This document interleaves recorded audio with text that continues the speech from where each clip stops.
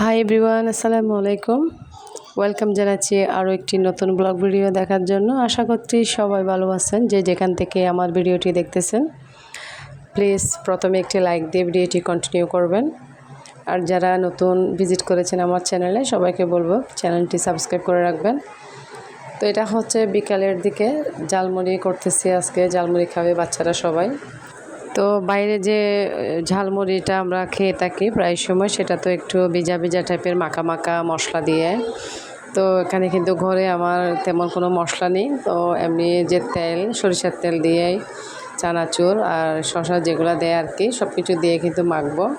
তো সেই মশলাটা দিলে দেখা যায় কি একটু ভিজা টাইপের হয়, যে ওটা মুড়িটাও একটু আঠালো হয়, তখন খেতে অনেক ভালো লাগে। তো আজকে বাচ্চারা বলতেছে আম্মু ঝালমুড়িটা মাখো, অনেক খেতে ইচ্ছে করতেছে, এমনি বাইরে বৃষ্টিও পড়তেছে। তো ভাবলাম আজকে সন্ধ্যার টাইমে এটা করি। তো মাখামাখি করতেছি এখানে আমি, বাচ্চারা কিন্তু আশেপাশে সবাই বসে আছে। আর ছোটো দুটো তো আছে এখানে। আমি চানাচুরের প্যাকেট যখন ফাটলাম, তো বড় বড় যে চানাচুর কয়েকটা থাকে, একজন একটা করে করে নিতেই আছে। আসলে দেখা যায় কি এই ধরনের খাবারগুলা সবাই মিলে একসাথে বেশি করে মাখলে তো খেতে অনেক ভালো লাগে।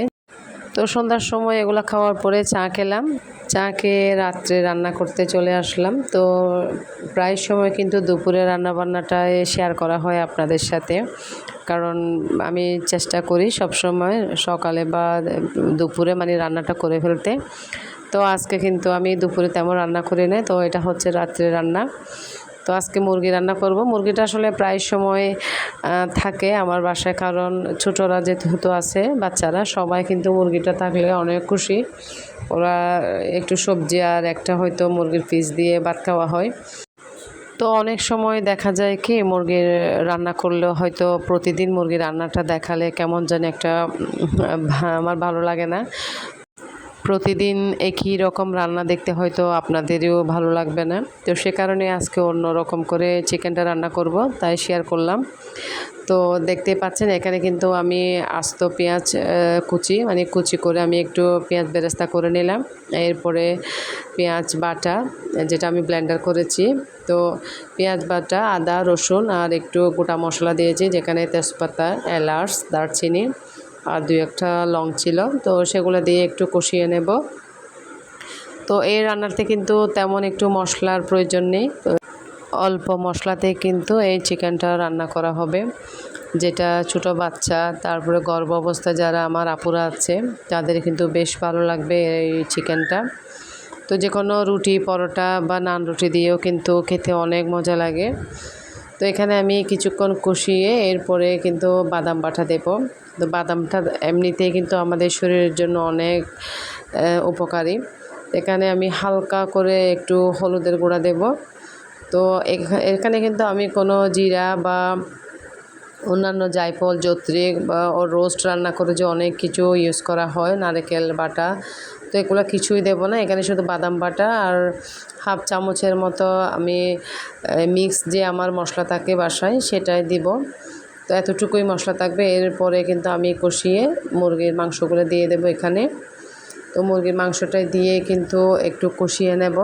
তো মাংস কষাতে কষাতে আপু ভাইয়াদেরকে আমি একটা কথা শেয়ার করব। আসলে ইদানিং আমার ওয়াচ টাইম কিন্তু একদমই কেটে যাচ্ছে, 1 ঘন্টা 2 ঘন্টা এভাবে কিন্তু প্রতিদিন কেটে নিচ্ছে। আর ভিউসও কমে যাচ্ছে, একদম 150 এরকম করে কিন্তু ভিউস কমে যাচ্ছে।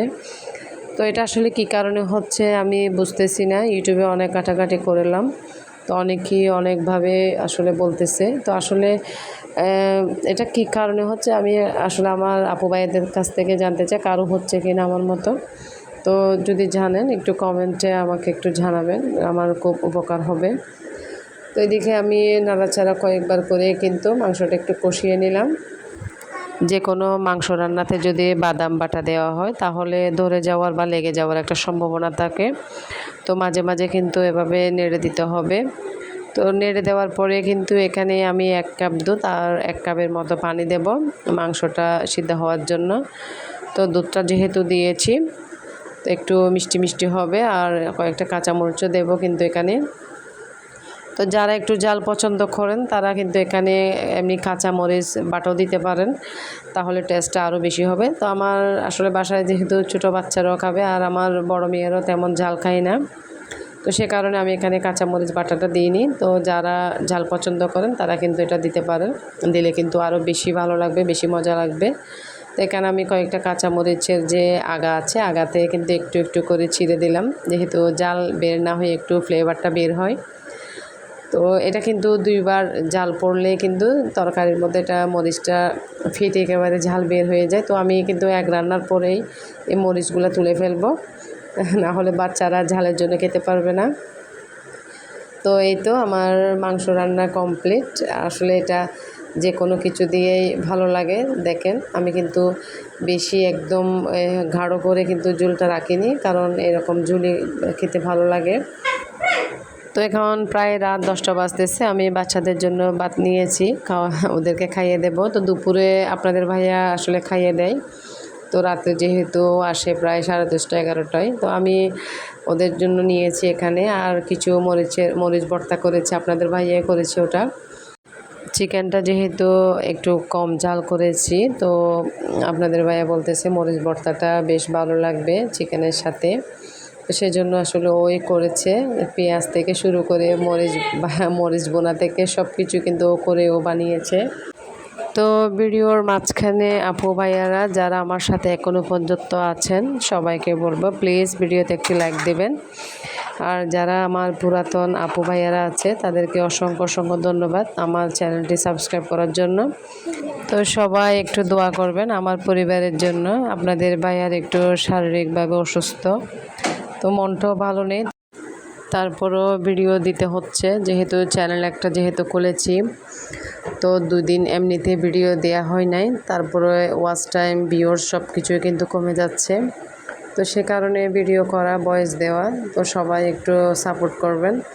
এটা আমরা রাতে খেতে বসলাম, সেখানে একটু ভিডিও করতেছি। তখন রাতের খাবারটা আসলে খেতে এমনিতে দেরি হয়ে যায়, প্রায় 11:30 12টা বেজে যায়। তো এখানে আমি সব কিছু কিন্তু টেবিলে দিয়ে দিলাম সবাইকে। তো ছোটরা তো খেয়ে আগে ঘুমিয়ে পড়েছে। তো এখানে আমি ঢেঁড়স ভাজি করেছিলাম, তো এটা তো শেয়ার করিনি কারণ ভিডিও আরও লম্বা হয়ে যাবে। আমার ভিডিও কিন্তু প্রায় সময় 4 মিনিট বা 5 মিনিট থাকে। তো সবাই ভালো থাকবেন, আল্লাহ হাফেজ, আসসালামু আলাইকুম।